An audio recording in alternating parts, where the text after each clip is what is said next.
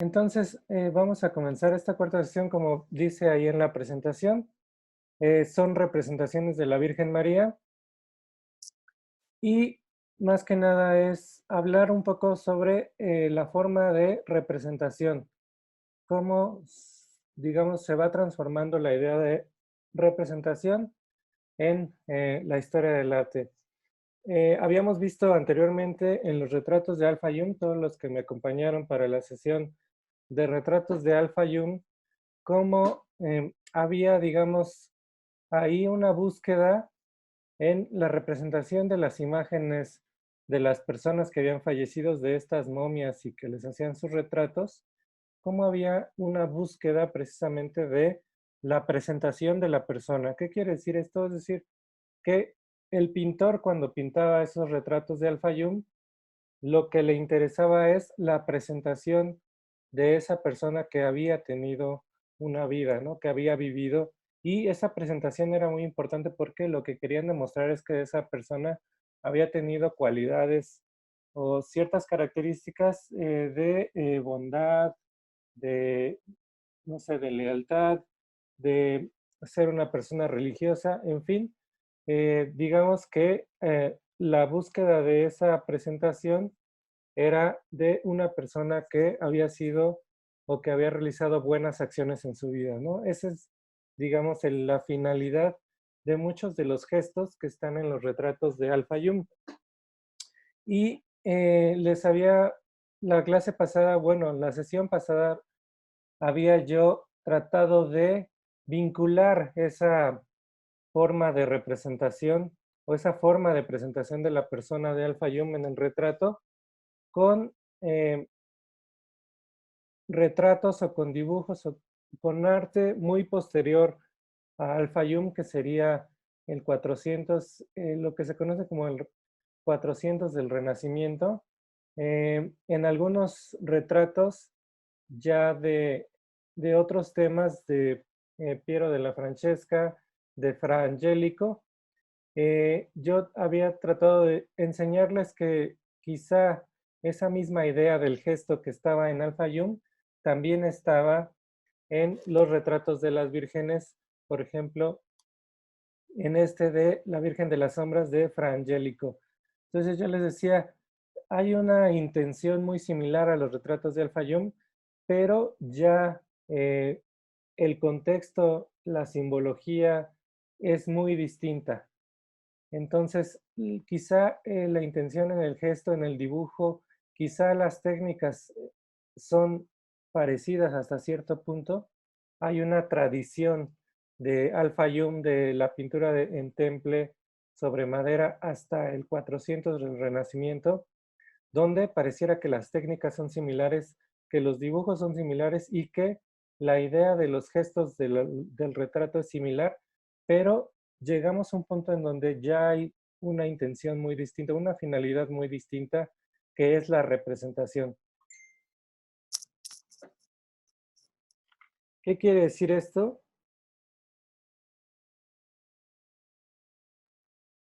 A ver, un momento.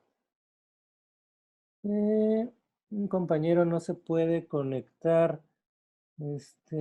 Alguien que pueda ayudarle a su compañero.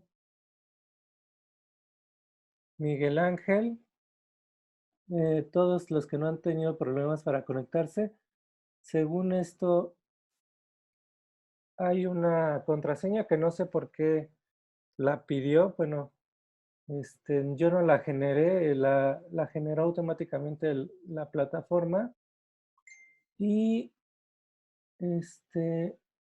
yo les pasé la contraseña, pero no sé por qué su compañero no puede conectarse, a ver si alguien pudiera ayudarme a que se conecte su compañero. Este,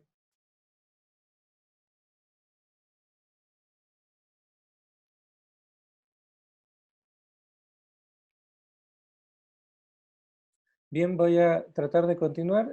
Disculpen las pausas.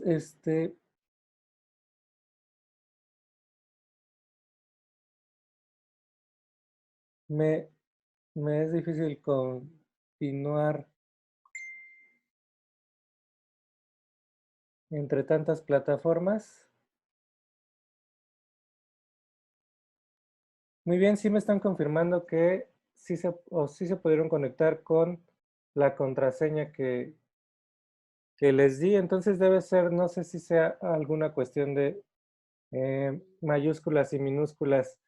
Em, bueno, espero que se pueda conectar su compañero. Vamos a continuar.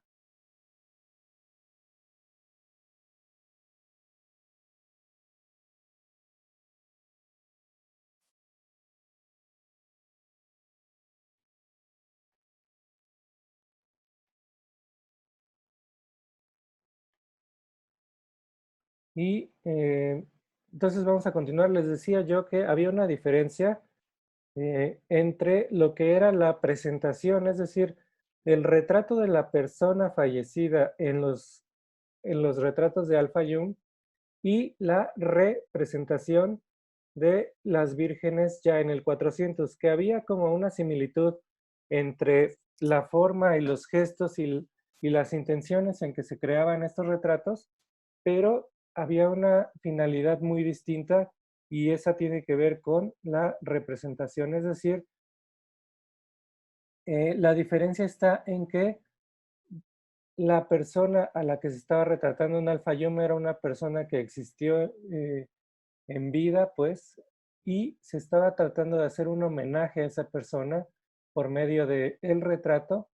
Y aunque es muy similar las intenciones, los gestos, la tradición en los retratos de las vírgenes, ya las finalidades son muy distintas, ¿no? Aquí lo que se tiene o lo que se quiere representar, y por eso es representación, es traer a la forma de una persona que podríamos llamarla este, como mítica, ¿no? En términos de una mujer santificada, una mujer que representa muchas cosas para la religión cristiana, entre ellas, pues, cosas muy fuertes como serían la pureza, la sabiduría, es decir, conceptos muy complejos que tienen que ver con em, pues las creencias religiosas, ¿no? Entonces, por ello, la idea de la Virgen me parecía importante abordarla en esta sesión porque la Virgen engloba muchísimos conceptos y muchísimos símbolos de la religión que se volvieron una forma arquetípica de representación, ¿no? Entonces no se está representando a una mujer común y corriente, como se diría, sino se está representando a alguien que está cercano a la deidad, ¿no? Que está deificado. Y em, entonces vamos a comenzar como por antecedentes, que también los antecedentes son interesantes. Estos antecedentes nos pueden llevar nuevamente a Egipto. En estas sesiones no hemos parado de regresar a Egipto, ¿no? Al antiguo Egipto. Y lo que estamos viendo aquí es Isis sosteniendo a Horus. Y según algunos autores, eh, se especula que, aunque no está completamente estudiado, es quizá una de las causas de que la imagen de la Virgen y de que el culto de la Virgen se haya propagado en Europa en, digamos, en los primeros 5 o en los primeros, perdón, 10, en el primer milenio de nuestra era, fue causado por los cultos a Isis y Osiris que se transformaron en ya el periodo romano en los misterios egipcios o misterios a Isis. La diosa Isis, que como ustedes saben es una diosa que perteneció a esta triada de egipcia de Isis, Osiris y Horus, fue una diosa que tuvo un culto que sobrevivió hasta cuando los griegos invadieron Egipto y formaron el eh, Imperio Ptolemaico y sobrevivió después cuando Roma se hizo del dominio de Egipto y empezó a florecer algo que se conoce como los misterios de Isis y Osiris, que fue una especie de religión que mezclaba creencias egipcias con creencias griegas y romanas, y entonces se cree que ese antecedente y ese culto muy generalizado hacia Isis fue lo que propició como una especie de identificación de la diosa Isis con después posteriormente la diosa, o bueno, perdón, no la diosa, sino la Virgen María. Entonces, se especula que quizá es en los misterios de Isis que podemos encontrar antecedentes sobre la Virgen María y ustedes aquí lo que estamos viendo, lo que les estoy mostrando, es Isis sosteniendo a Horus en una posición extrañamente similar a después lo que veremos como la Virgen sosteniendo al niño Jesús, ¿no? Eh, Hay una similitud en el gesto porque, bueno, es un gesto maternal que muy probablemente pueda ser universal de una madre sosteniendo a su hijo, pero esta forma iconográfica es muy interesante o es y casi inquietante ver cómo pervivió desde estos mitos de Isis hasta la construcción de los cultos marianos, ¿no? De cultos a la Virgen María. Bien, y entonces les decía la diosa egipcia Isis, posteriormente ya en el mundo helénico y después en el mundo romano se convierte en una diosa grecorromana.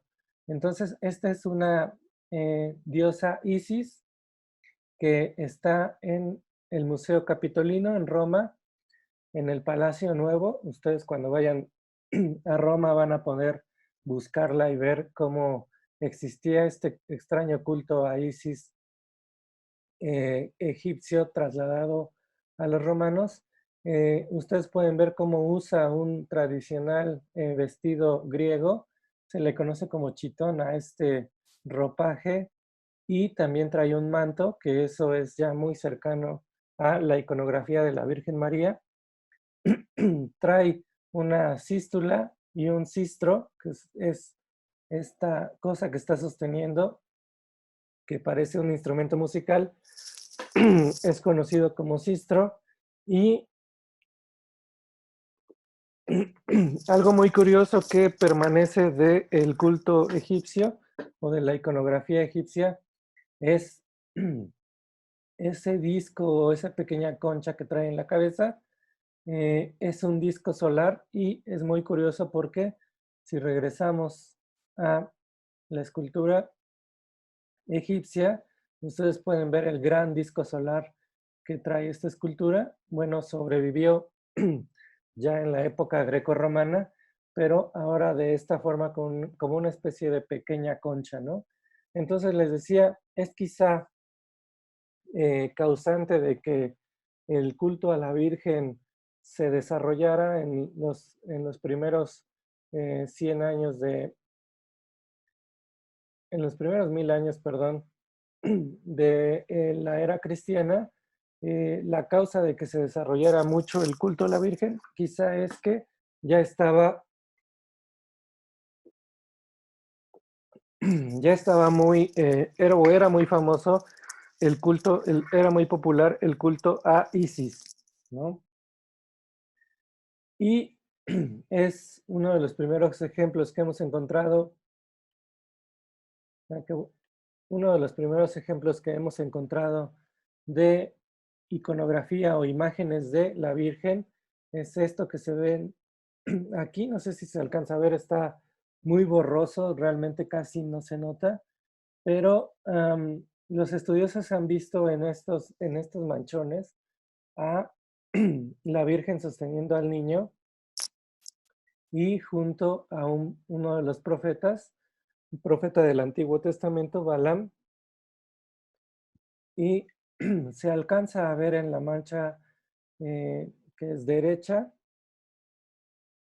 como aparece así como una suerte de imagen de una mujer sosteniendo a un bebé.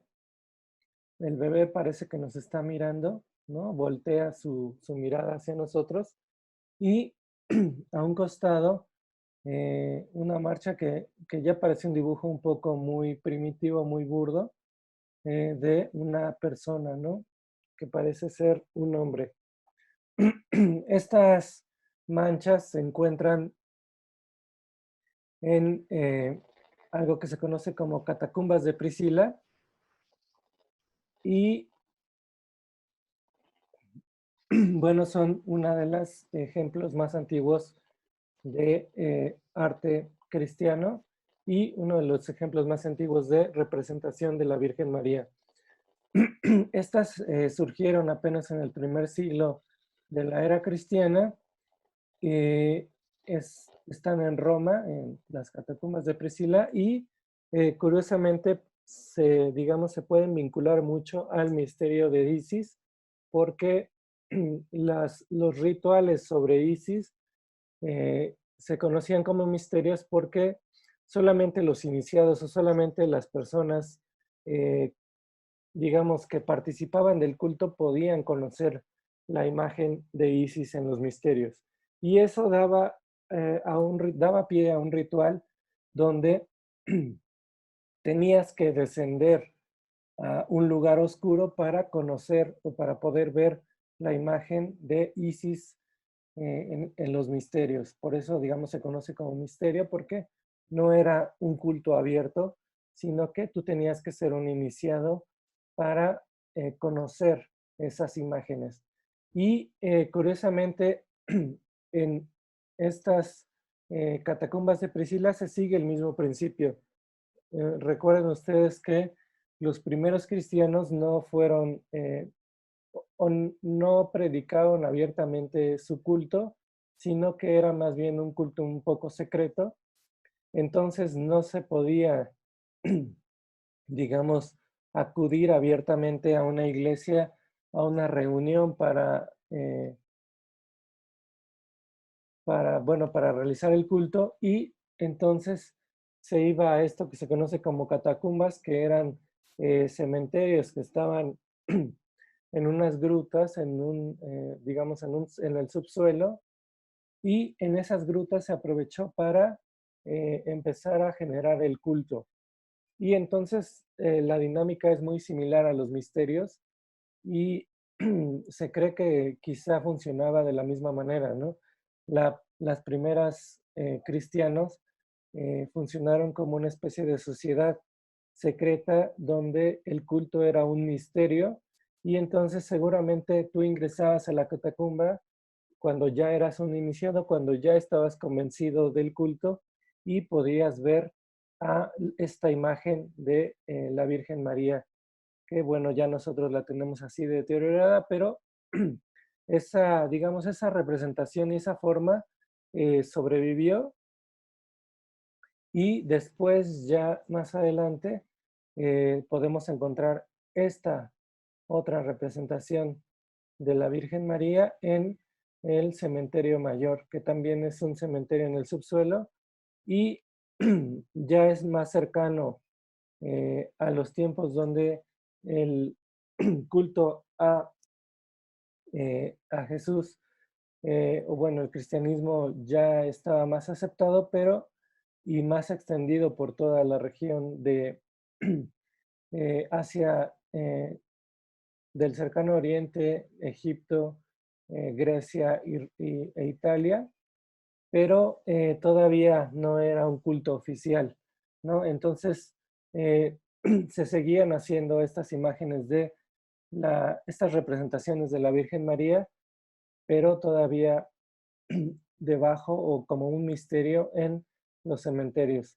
Y ustedes pueden ver aquí que la representación de la Virgen María todavía no es una representación que tiene una iconografía, digamos, establecida, sino que sigue todavía aquí tradiciones y formas y costumbres de la escuela o la tradición romana, ¿no? Esta, esta imagen de la Virgen María que es muy curiosa porque sigue una forma de presentación o de un estilo muy romano que se veía más en las villas romanas como las de Pompeya, pero no tiene como todavía una forma iconográfica de representar a la Virgen como un ser deificado, ¿no? Aquí todavía aparece una persona que, digamos, pertenece al mundo de los humanos y ahí en el centro puede verse una parte, ya no está completo, pero se alcanza a distinguir como la cara de un niño que, pues, obviamente es eh, Jesús, ¿no? Entonces, esa es una de las representaciones que se hicieron en los primeros años de la era cristiana y ya cuando se oficializa el culto y cuando el culto se vuelve, eh, digamos, cuando el culto se vuelve oficial en el Imperio Romano, comienzan a crearse posteriormente ya en el mundo bizantino o en el Imperio Romano de Oriente, comienza a crearse un mundo y una iconografía de la Virgen a partir de una especie de institucionalización, perdón, institucionalización de la imagen de la Virgen. Es en el concilio de Efeso, en el 431, donde se declara como un dogma la virginidad de María. Esto que es un concepto muy extraño, donde una madre es a la vez virgen, ¿no? Y este extraño concepto de la virginidad de María es lo que empieza a construir esta idea de la Virgen como representación de una deidad, ¿no? Entonces, quiere decir esto de que conlleva una importancia muy grande, o sea, que la Virgen es parte de esta gran, se podría decir como esta gran serie de conceptos elevados sobre la santidad que se empiezan a conformar en el primer milenio de nuestra era y esto conlleva a pensar que la Virgen tiene muchas características importantes. Por ejemplo, la Virgen representa el amor espiritual, eh, el alma intacta, es Madre de Dios y también representa un axis mundi. ¿Qué quiere decir esto? Que la Virgen es vista, en este caso, por ejemplo, en esta imagen, como puente entre lo terrenal y lo divino, ¿no? La Virgen empieza a ser vista como esa vía o ese medio de comunicación entre lo divino y lo terrenal. Y entonces por ello es que la Virgen comienza también a ser muy popular, porque la Virgen es una mediadora, ¿no? De hecho, hasta hoy en nuestros días, la Virgen representa eso, nuestra famosa imagen de la Virgen, la que conocemos aquí en México, es precisamente eso, ¿no? Todavía es un culto muy popular donde mucha gente va y le pide algo a la Virgen porque es ese medio, ese axis mundi entre lo terrenal, es decir, nosotros y Dios, ¿no? Y la deidad y el mundo de lo celestial. Entonces aquí lo que estamos viendo aquí es un ejemplo de una virgen que se conoce como Theotokos o Madre de Dios. En griego es Theotokos. Y esta está en el ábside de Santa Sofía, en esta gran iglesia que se construyó en la Constantinopla bizantina, que después se convertiría en la actual Estambul. Aquí ustedes pueden ver cómo esta imagen es la Virgen representada como Theotokos, que quiere decir que al ser Madre de Dios, es una persona, es una deidad prácticamente, eh, pues, que merece todo el respeto y toda la realeza, y entonces está sentada en esto que parece un trono. Tiene, de hecho, hay unos cojines, un banco muy adornado. Está, pues sus pies no están parados sobre el piso, sino sobre una especie de pequeño zócalo. Y esta Virgen de Santa Sofía, ustedes pueden ver la imagen o la representación de su rostro.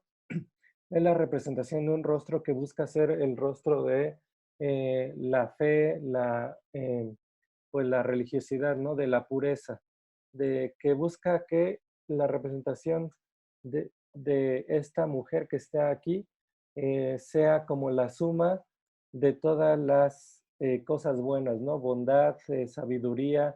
De hecho, esta iglesia Santa Sofía es precisamente eso, eh, hablar de la santa sabiduría.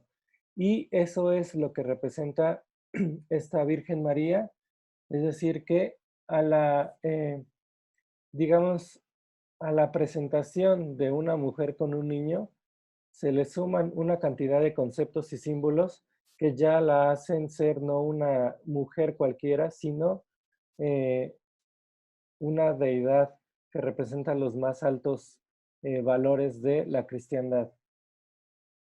Siguiendo con la eh, descripción de esta imagen, ustedes ven es una mujer sentada en un trono, tiene unos cojines a su lado, está, no toca el piso, está sentada sobre posa sus pies sobre un pequeño zócalo y tiene un manto, un manto que tiene un color más o menos como cerúleo azul. Eh, Eso va a hablar de la construcción, ¿no? Que se va formando de la Virgen. La Virgen no puede aparecer con cualquier tipo de ropajes, sino que debe tener estos ropajes divinos e importantes. Y el color azul, aparte de ser un color que representaba la pureza, que representaba el aire, es decir, lo etéreo, es además el color, uno de los colores difíciles, ¿no? De conseguir, y entonces es por ello que representa toda esta majestad y esta realeza de la Virgen, el manto que lleva siempre. Muy importante es, digamos, la Virgen es la Madre de Dios, a pesar de este concepto tan extraño de una Virgen que es Madre, y entonces el niño Jesús tiene que estar, o generalmente aparece al centro. Prácticamente digamos, la representación de la Virgen está completamente asociada a Jesús. No es posible desligarla de ella, ¿no? Siempre está asociada a Jesús. Y solamente en algunos casos muy, muy particulares es que se desliga y es una persona, digamos, ajena o independiente de Jesús. Pero aquí está Jesús, tiene un nimbo crucificado, un nimbo con una cruz, un nimbo cruzado Jesús. La Virgen tiene un nimbo dorado.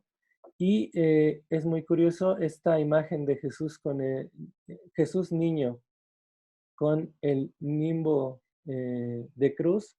Se le conoce como Jesús Emanuel, y es un concepto muy curioso donde este niño ya tiene, o sea, desde que nace ya sabe que, o tiene una idea de que va a morir crucificado, y entonces por eso se le representaba de esta forma un poco sombría, siendo un niño, pero ya con su destino en el limbo, con la cruz, ¿no? Por eso se le conoce como Emanuel.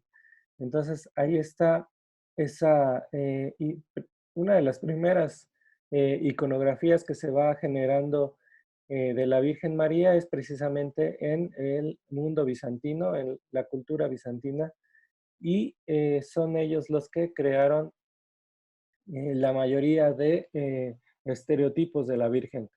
El siguiente es este. eh, a la primera se le conoce como, o es el primer arquetipo de la Virgen es el de Virgen Teotocos, Madre de Dios, y también se generó este otro Esta es la Virgen de Vladimir, es un icono ruso del siglo XII, creado por Andrei Rublev. Y esta Virgen de Vladimir tiene una característica muy interesante que es que parece que la mejilla de la Virgen está tocando la mejilla de Jesús, ¿no? Aquí es muy curioso cómo se genera esta especie de niño extraño con un cuerpo muy extraño donde su cabeza parece disminuirse o hacerse pequeñita y el cuerpo se alarga. Pero digamos que aquí digamos, la correcta representación de los cuerpos no importaba tanto, sino importa más el arquetipo que se quiere expresar. Y este es el de la Virgen tocando al niño, o sea, una Virgen cariñosa. Y esta Virgen cariñosa se le conoce como Eleusa o Virgen de la Ternura, ¿no? Entonces, es otra forma en cómo se empieza a representar a la Virgen María como una Virgen cariñosa y también es muy interesante cómo este símbolo del cariño se traduce como a todos los demás creyentes, ¿no? La Virgen es cariñosa con el niño y por lo tanto también empieza a ser cariñosa con sus creyentes. Todos la empiezan a ver como una madre que es cariñosa. Y por eso comienza a ser popular el culto a la Virgen, ¿no? Porque es una madre que cuida de nosotros. Posteriormente, otra forma muy desarrollada de la Virgen María o un arquetipo de la Virgen María, una forma de representación de la Virgen María, es esta otra que se conoce como Virgen Odigitria. Todo esto es griego, Odigitria quiere decir que muestra el camino.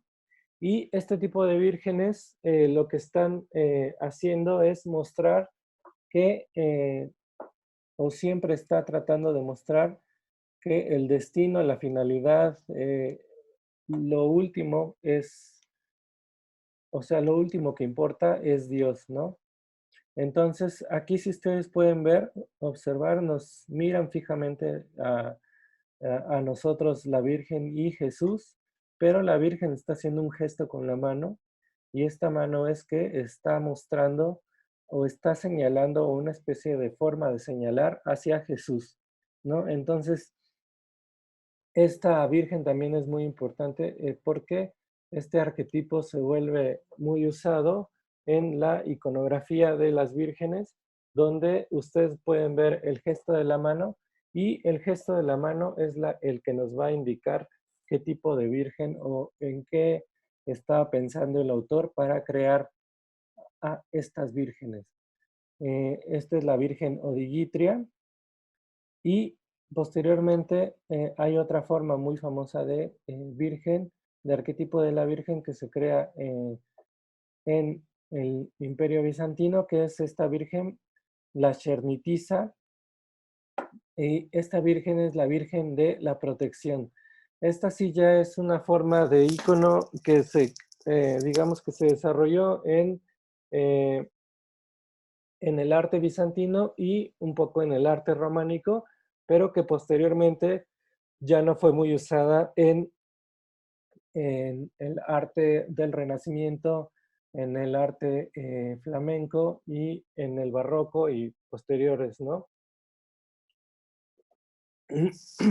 Aquí lo que estamos viendo es una virgen que parece en posición de orante.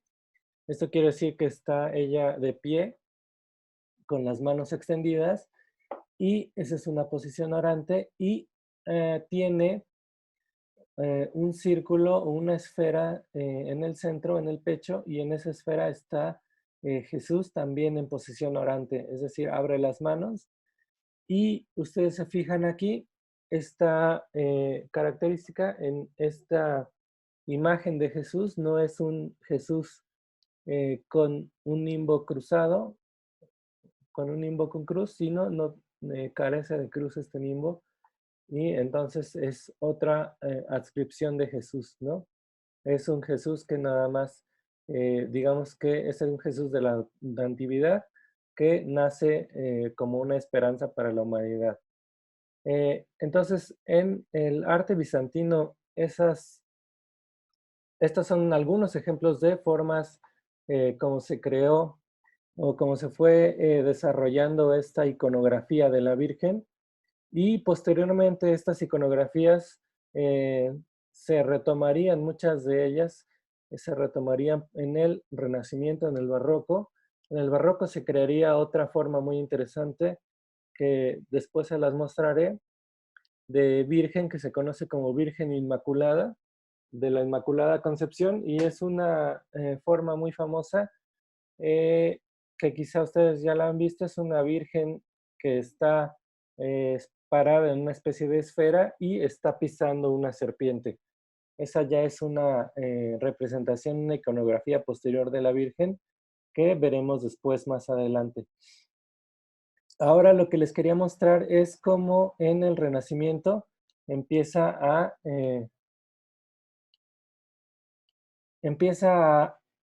a crearse una idea de representación de la Virgen que tiene mucho que ver con también pues las formas, digamos, el espíritu clásico que se genera en el Renacimiento, es decir, esta idea de retomar eh, principios y arquetipos de los antiguos griegos y los antiguos romanos y aplicarlos en el arte. Lo que les estoy mostrando ahorita es una virgen que se conoce como Virgen de la Humildad. Esta virgen es del 300, es un poco anterior a el Renacimiento italiano, pero también es italiana, de la escuela de Siena, y es Giovanni de Paolo el que crea esta Virgen de la Humildad. Es temple sobre madera, es una obra muy pequeña, es apenas de 56 por 43 centímetros. Y aquí lo interesante de esta imagen de esta Virgen, que digamos es previo al Renacimiento, eh, es como crea a la Virgen en un espacio digamos, idílico, ¿no? La Virgen está con el niño viendo fijamente a Jesús y Jesús también la ve a ella. Los dos tienen un nimbo. La Virgen también cuenta con una especie de ropaje azul, aunque aquí no tiene un velo, ¿no? Todavía es una Virgen que muestra el pelo, que posteriormente ya no se verá, será raro ver a la Virgen mostrando el pelo. Y está rodeada de fresas y de flores silvestres, y al fondo es una obra que tiene una perspectiva muy profunda, que la intención del artista es esa, crear una perspectiva muy profunda donde al fondo está eh, una especie de mundo, ¿no? Entonces, la intención aquí de Giovanni Di Paolo es crear como esta idea de la Virgen eh, pues aislada o en una pureza perfecta, aislada del mundo real, ¿no? Ustedes pueden ver atrás hay campos de cultivo y hay unas ciudades fortificadas y unos como, pues, especie de cerros, ¿no? Ese es el mundo, digamos, el mundo terrenal, y la Virgen está en una especie de idilio celestial, ¿no? Representado aquí como esta especie de jardín en el que se encuentra ella alejada del mundo. Y es esta forma en cómo se fue construyendo la representación de la Virgen, ¿no? De que de alguna manera en los primeros siglos de la era cristiana no se consideraba a la Virgen como algo más que la Madre de Cristo, y después, posteriormente, hay un proceso de deificación, como les decía, donde la Virgen empieza a ser, bueno, en primera, esta idea de virginidad, ¿no? Y esta idea de virginidad deviene en otras ideas, en otras simbologías, donde empieza la Virgen a representar el más alto valor espiritual, ¿no? La sabiduría divina y la sabiduría celestial. Muy bien, entonces esta imagen que estoy mostrándoles es como este culto y esta cultura hacia este culto y esta cultura hacia lo mariano, es decir, hacia las imágenes marianas, devienen en esta especie de juegos del Renacimiento, donde Giorgio Vasari se pinta o se imagina como San Lucas. Hay una, en los evangelios apócrifos, hay una historia donde se dice que San Lucas pinta a la Virgen, ¿no? María, cuando nace Jesús. Y entonces Giorgio Vasari, que fue un artista que además creó un libro, uno de los primeros libros de historia del arte sobre algunos pintores del Renacimiento, se imagina de esta manera pintando él a la Virgen como San Lucas, y entonces se va generando esta especie de idolatría de la Virgen, donde no nada más es la representación de la Virgen, sino una representación de la representación, ¿no? Este juego de espejos que se va generando después en el Renacimiento tardío y en el Barroco. Em, Continuemos con los ejemplos. Entonces, la Virgen María, les decía, se empieza a representar como Virgen cariñosa, como Madre de Dios, y también empieza a ser muy importante escenas de la vida de la Virgen.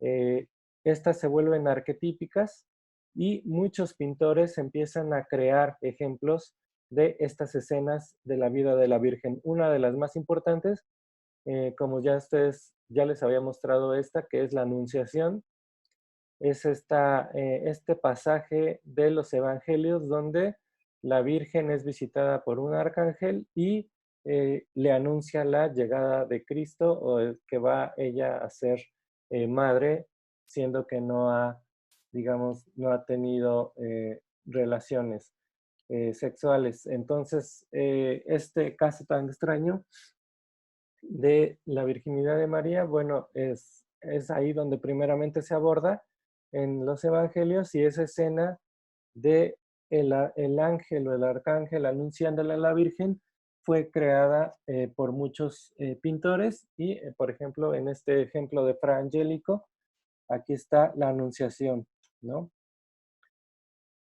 Ustedes aquí ven, una de las curiosidades es que esta Virgen, aparte de que muestra su pelo, ya tiene un nimbo, digamos, ya tiene un nimbo como antecedente de la deificación que posteriormente se le hará, pero esta Virgen que todavía no está o todavía no concibe a Jesús, tiene un manto de un color distinto, que es una de las, digamos, de las libertades que se pueden dar los artistas de crear a la Virgen con un manto que no sea eh, azul, ¿no? Como ya después cuando es madre de Cristo.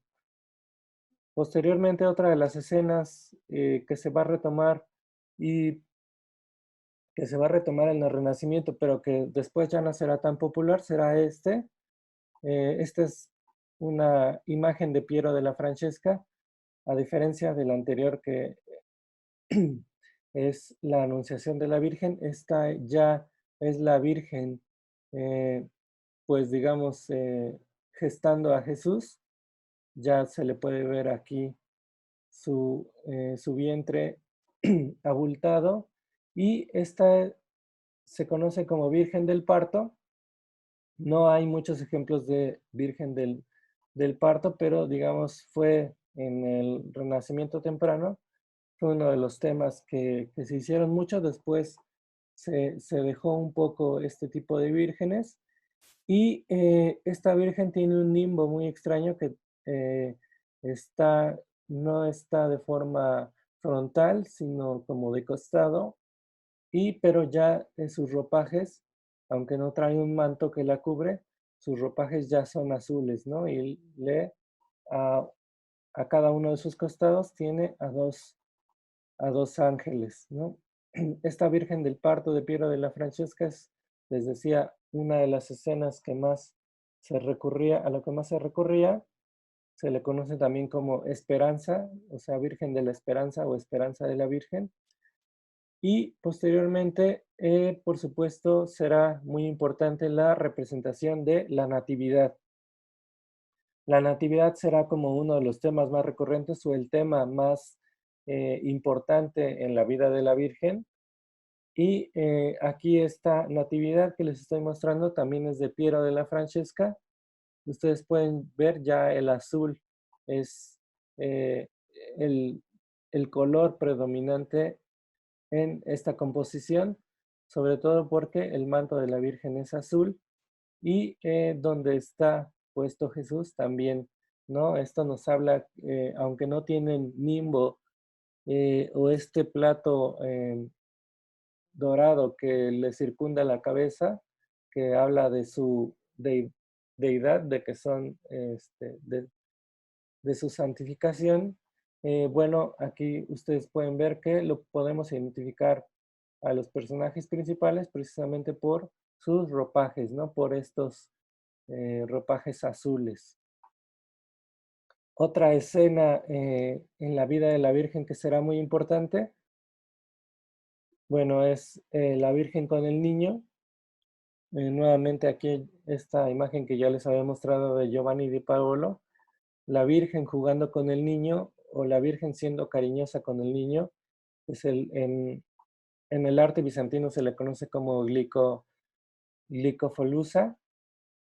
Será un tema muy recurrente, sobre todo en el Renacimiento, este especie de jugueteo de la Virgen con el niño y muchas de las obras del Renacimiento más importantes y más famosas, pues son esas, ¿no? Rafael, Miguel Ángel, Leonardo habrán hecho este tipo de vírgenes con el niño y algunas de ellas son muy famosas. La crucifixión, por supuesto, será un tema recurrente y muy importante. La crucifixión de Jesús, en esta crucifixión de Masagio, ustedes pueden ver cómo la Virgen está al costado izquierdo y la podemos identificar claramente por la forma en cómo está orando, pero sobre todo por el manto que la cubre, ¿no? Nuevamente, el color del manto será parte importante para identificar a la Virgen. La crucifixión entonces es un tema recurrente en la representación de María. También algo que se conoce como la deposición o cuando bajan a Jesús de la cruz es también un tema donde la representación de la Virgen siempre estará eh, presente. Y aquí ustedes pueden ver dónde está la Virgen, está a un costado inferior izquierdo, tiene un gran nimbo dorado y tiene un manto azul, ¿no? Y tiene una posición que se le conoce como de Mater Dolorosa o Madre Dolorosa, que es esta posición de donde junta las manos y inclina la cabeza hacia un costado, eh, que es una forma como tenían los artistas de expresar el dolor que tiene la madre de este Jesús que está siendo bajado de la cruz. Ahí está entonces la Virgen como Mater Dolorosa. A veces, en algunos ejemplos, será la Virgen extraída de esta gran escena y será la Virgen pintada solamente como Madre Dolorosa en algunos ejemplos, ¿no? Y entonces, ya esa Mater Dolorosa, ustedes pueden imaginar que es la abstracción de toda esta gran escena de la deposición de Jesús de la cruz. Otra forma muy recurrente de representar a María es esta, que se conoce como la dormición o el tránsito de la Virgen. No sé, digamos que en la tradición de la Mariología no se reconoce como una muerte, ¿no? La Virgen no muere porque, digamos, es una persona santificada, es, eh, digamos, una de las deidades podríamos llamarlo así, más importantes del panteón cristiano, y entonces eh, la Virgen en sí no muere y no se registra como una muerte el paso de su vida terrenal a su vida celestial, pero entonces los autores recurren a una especie de alegoría donde la Virgen duerme o tiene un tránsito, ¿no? Y ese tránsito se retrata y se representa de esta manera, como una dormición. Entonces ahí está la Virgen rodeada de muchos apóstoles y algunos otros santos, y está recostada. Nuevamente su manto es azul, o sea, siempre conserva como esta majestad del manto azul, y está rodeada de varias personas, ¿no? Que se lamentan por su dormición.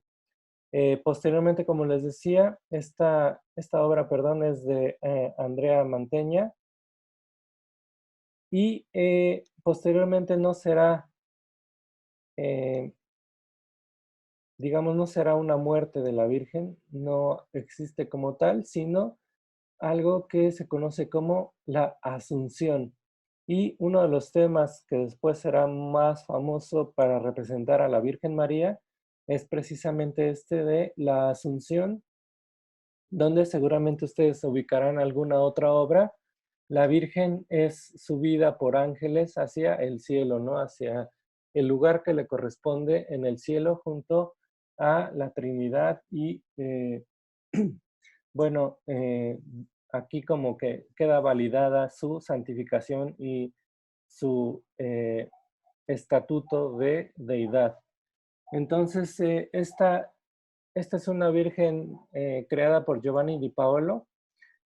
Aquí ustedes pueden ver cómo la Virgen asciende gracias o con la ayuda de muchos ángeles, ¿no? Y como les decía, ese coro de ángeles y la Virgen ascendiendo después será un tema muy usado para crear o representar a la Virgen María, a María ascendiendo a los cielos.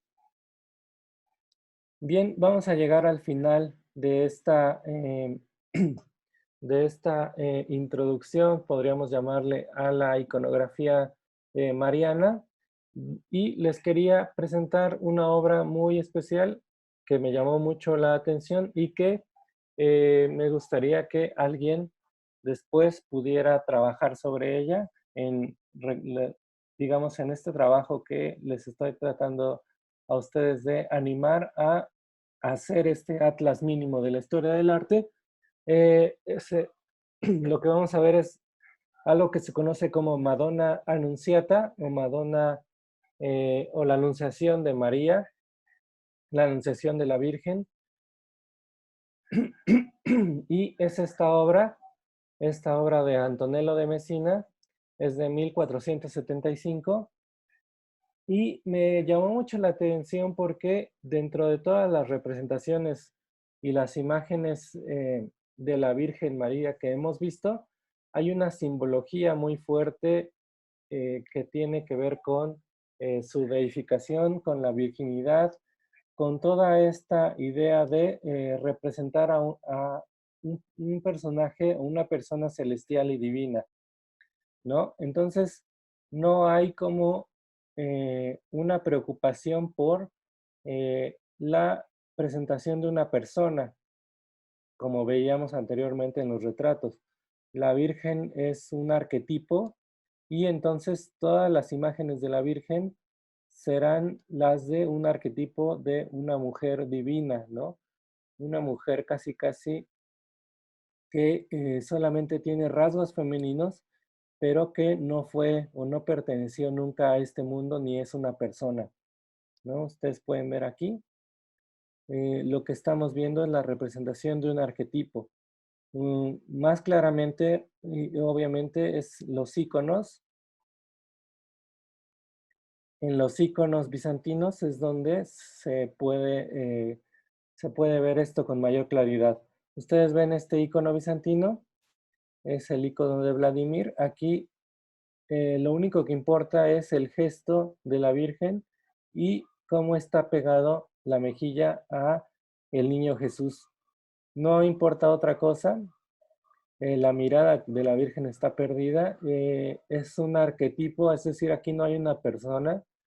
Quizá el autor no se basó ni siquiera en ningún tipo de virgen, perdón, de persona, el de la vida real, y entonces eso contrasta mucho con esta Virgen de Antonello de Messina.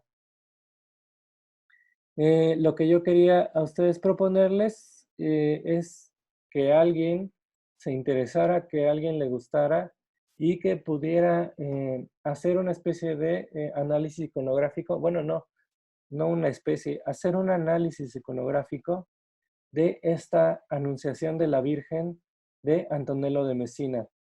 Es además, ustedes pueden ver cómo esta Virgen ya carece de cualquier otro contexto de la escena, ¿no? No existe aquí, como en la Anunciación de Fra Angelico, no está la Virgen en un lugar reconocible, no hay una arquitectura al fondo, no hay un arcángel que viene y le está anunciando a la Virgen nada.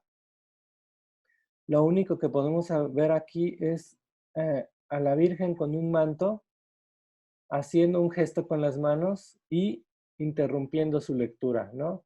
Entonces es una forma simbólica ya muy compleja y avanzada de crear la anunciación. Solamente alcanzamos a ver una parte de la mesa de lectura de la Virgen y el rostro de la Virgen. Aquí ya hay una diferencia muy grande, ¿no?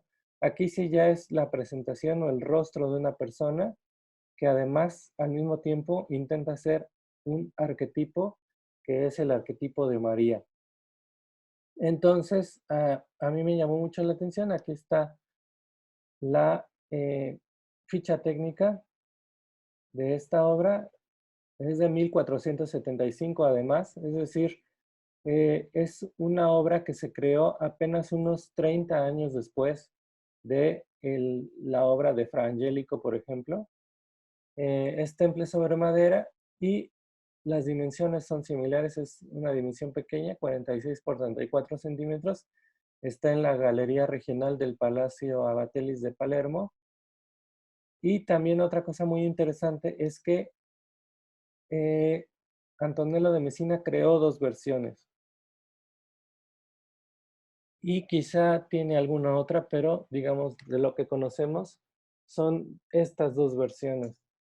Entonces, mi idea es para ir generando este blog de que les he estado contando todas las sesiones de Atlas Mínimo de la Historia del Arte, es tratar de hablar de estas dos obras, tratar de hacer un análisis iconográfico, es decir, cómo está presentada eh, aquí María y tratar de entender por qué la diferencia, es decir, por qué hizo esta versión y por qué después hace la otra versión.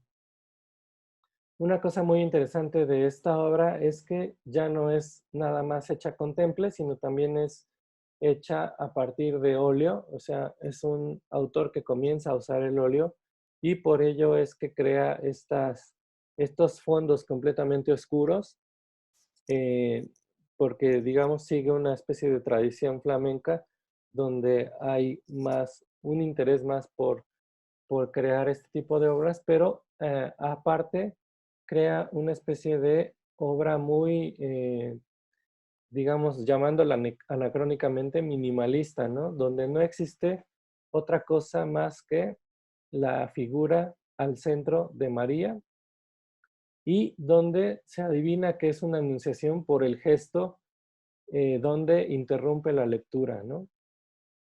Aquí hay una forma del gesto de las manos que quisiéramos saber o que me gustaría que a alguno de ustedes le interesara interpretar porque el gesto es de esta forma y en la otra versión el gesto es este, ¿no? En la versión anterior María no ve al espectador, o sea, no está viendo hacia afuera del cuadro, eh, está viendo hacia un costado, no sabemos hacia qué, y aquí este juego ya se vuelve mucho más complejo porque María está viendo hacia el espectador, hacia afuera del cuadro, pero también puede significar que está viendo hacia este supuesto arcángel que le va a anunciar, eh, pues le da la noticia a María de que está embarazada. Entonces, ahí están estas dos obras que alguien, si está interesado para, digamos, para ir generando este blog y para ir generando esta, pues, esta participación en nuestras sesiones a distancia, si alguien está interesado en generar este análisis iconográfico y que iría también al mismo tiempo, puede ser que ustedes aparte se interesen por ver cuál es o por qué Antonello de Messina creó estas dos obras y cuáles son las diferencias entre estas dos obras. Muy bien, entonces sobre el asunto de el blog, ya tengo otras dos participaciones más. Me falta la participación de Mariano hacer una edición, pero digamos que sí va a estar lista. Esta semana la voy a subir y también había tenido otra participación, pero no los veo por aquí. Las otras personas que participaron, bueno, eh, tenían algún asunto ahí que resolver respecto a la entrada del blog y quisiera que los demás también, digamos que todo el mundo participara o todos los que están metiéndose a las sesiones participaran o se interesaran por crear una entrada del blog.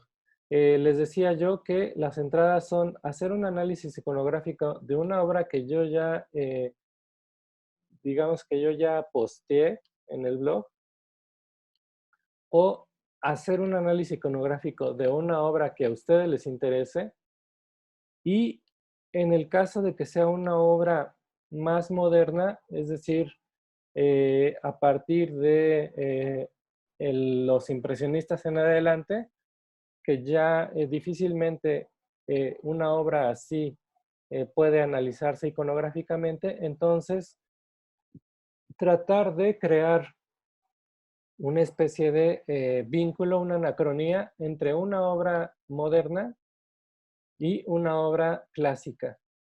Una de sus compañeras, un equipo hizo esto entre los retratos de Al-Fayum y un fotógrafo que se llama Pierre Gonord.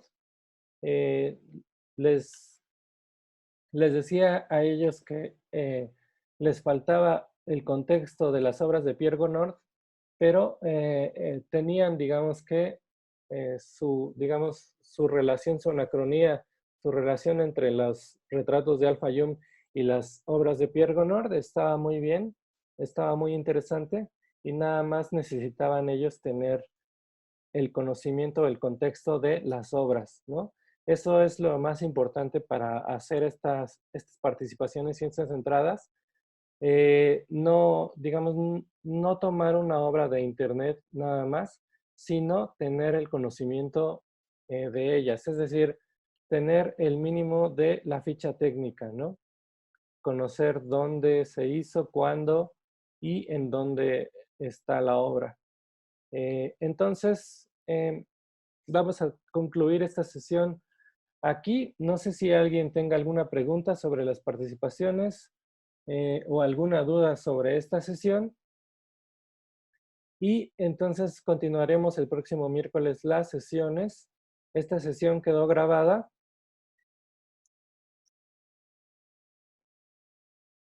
Esta sesión quedó grabada y la pueden ver ustedes en YouTube. Voy a subirla a YouTube. Para los que se tuvieron que ir, para todos los demás que no la vieron, la pueden ver en YouTube.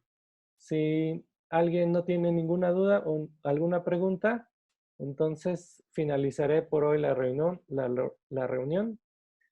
Muchas gracias. Nos vemos el próximo miércoles.